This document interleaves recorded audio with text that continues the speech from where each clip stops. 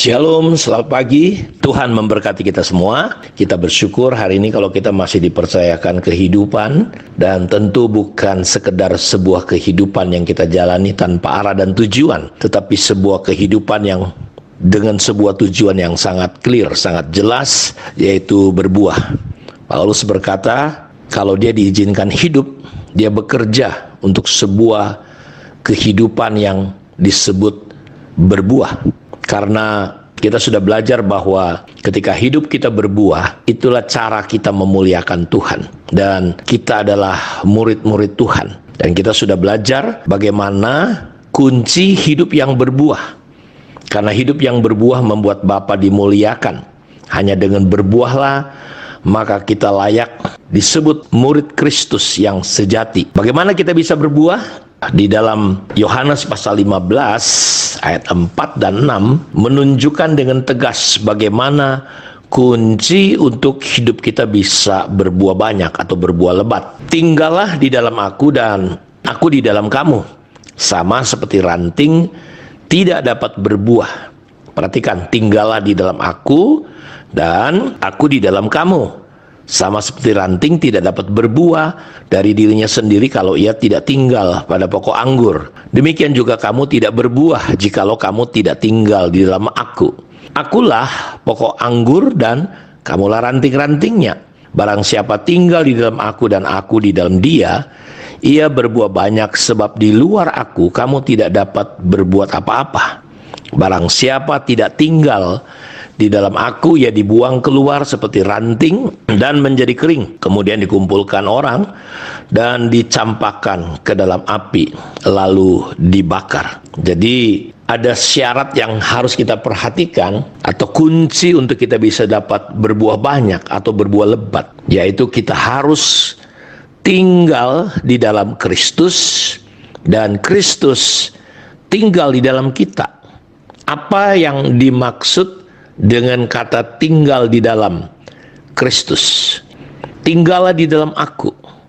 Bagaimana kita bisa mempraktekannya dalam hidup kita sehari-hari sehingga kita bisa berbuah banyak? Karena sebagai ranting itu tidak bisa berbuah dari dirinya sendiri. Garis bawahi bahwa semua unsur yang berkaitan dengan hidup kita, kemanusiawian kita, kehebatan kita, kejagoan kita, itu tidak akan pernah bisa membuat kita berbuah-buah di dalam Kristus. Hanya perlu tinggal. Dalam perikop ini Tuhan menggambarkan dirinya sebagai apa? Sebagai pokok anggur yang benar. Dan kita adalah ranting-rantingnya. Jadi saudara perhatikan, yang dimaksud tinggal di dalam dia adalah sama seperti kita lihat sebuah pohon anggur, rantingnya perlu melekat. Jadi kita harus menyadari, kita harus mengerti, dan ini penting sekali. Karena orang yang mendengar firman dan mengerti, baru dia bisa berbuah 30, 60, dan 100. Kita harus mengerti dia adalah pokok anggur yang benar. Kita adalah ranting. Jadi keberbuahan kita sangat ditentukan oleh kesadaran bahwa kita ranting dan Tuhan pokok anggur yang benar. Bahwa untuk berbuah di dalam Kristus, berbuah dalam hidup kekristenan kita, tidak ada jalan lain selain kita menyadari bahwa Yesuslah pokok anggur itu. Pokok itu artinya sumber, tempat, tidak bisa tidak. Dialah satu-satunya tempat untuk kita sebagai carang, sebagai ranting. Kalau ingin berbuah, kita perlu tinggal, melekat. Karena ranting tidak bisa hidup, tidak bisa bertumbuh, tidak bisa berbuah. Jadi nggak ada cerita kalau kita melekat kepada sumber-sumber yang lain, dunia kah, apakah, tidak bisa. Kita pasti nggak bisa bertumbuh. Nah sekarang kita introspeksi, kita coba lihat diri kita selama ini, yang menjadi sumber kehidupan kekristenan kita ini apa? Siapa? Terkadang yang menjadi sumber dalam hidup kita bukan Kristus, bukan Tuhan, tapi justru sumber-sumber yang lain. Daud berkata, kulayangkan mataku ke gunung-gunung. Dari manakah pertolonganku? Dia sempat melayangkan matanya ke gunung-gunung, ke tempat-tempat gunung bicara tentang sumber kekuatan. Makanya Alkitab berkata, terkutuklah orang yang mengandalkan manusia, yang hatinya jauh, yang tidak bergantung kepada Tuhan. Jadi seringkali kita sebagai orang Kristen, kita beribadah, kita katanya mencari Tuhan, tapi dalam realitanya kita tidak bergantung kepada sumber yang sesungguhnya, yaitu pokok anggur yang benar, yaitu Yesus Kristus. Jadi saudara harus ingat, sekali lagi, ranting hanya bisa hidup, hanya bisa bertumbuh, berbuah ketika tinggal. Dari pokok anggur yang benar itulah semua yang kita butuhkan ada di situ. Ranting itu akan menerima nutrisi ketika dia tinggal.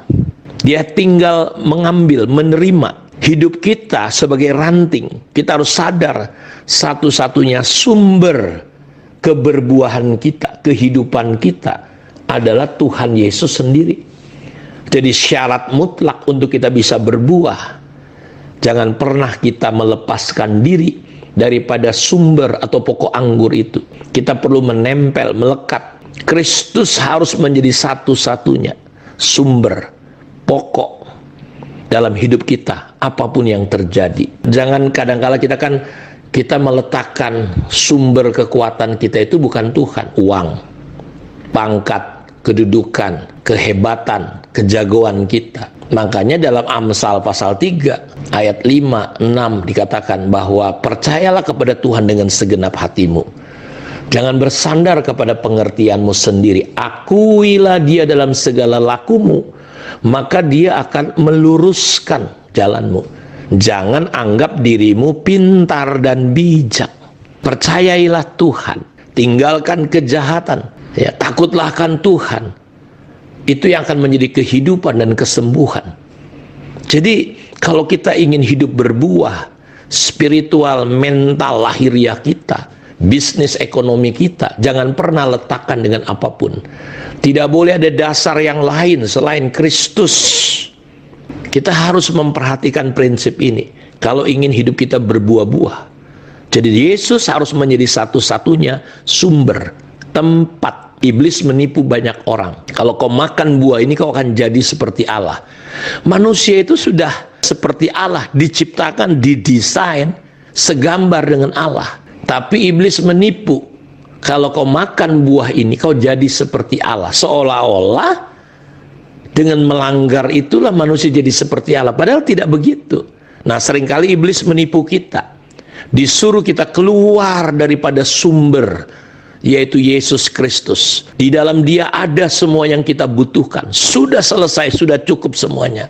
Tapi iblis menipu kita seolah-olah nggak cukup, harus kerja keras. Ya, kita kerja keras, tapi dasar hidup kita bukan diri kita, tapi Tuhan. Kita disuruh mencapai pencapaian. Kita kejar jadi seperti Allah dengan makan buah pengetahuan baik dan jahat. Padahal kita sudah ada. Kita hanya nempel saja, menerima saja. Nutrisinya, tenaganya, alirannya cukup ada di dalam pokok anggur itu. Jadi kalau kita tetap tinggal dalam Kristus, otomatis kita akan tinggal. Kristus akan tinggal dalam diri kita. Jadi saya berdoa supaya prinsip ini, syarat ini, kunci ini, coba kita mulai renungkan. Selama ini, apa sih yang menjadi pokok hidup kita? Menjadi sumber, menjadi tempat di mana kita tinggal. Makanya kita berkata, berbahagialah orang yang tidak berjalan menurut nasihat orang fasik, tidak berdiri di jalan orang berdosa, tidak duduk dalam kumpulan pencemooh, tetapi yang kesukaannya ialah Taurat Tuhan. Dia tinggal menyukai kepada sumber kehidupan yang sebenarnya. Saya berdoa kiranya renungan ini terus bisa memotivasi kita untuk bisa melihat kita keluar, ya, untuk kita keluar dari sumber-sumber yang selama ini menghanyutkan kita, membuat kita semakin kering. Kiranya Tuhan memberkati kita semua. Mari kita berdoa. Terima kasih untuk kebenaran firman yang kami dengar hari ini, Tuhan. Kunci untuk kami bisa berbuah-buah, hanya kami belajar untuk tinggal. Singkapkan mata hati kami, sehingga kami bisa mengerti Engkau adalah sumber segala-galanya. Kami tidak perlu membangun dan mencari sumber-sumber yang lain. Karena kebutuhan kami sudah ada lengkap sempurna di dalam Engkau. Terpujilah Engkau Bapa. Di dalam nama Tuhan Yesus kami berdoa. Amin. Tuhan memberkati kita semua. Shalom.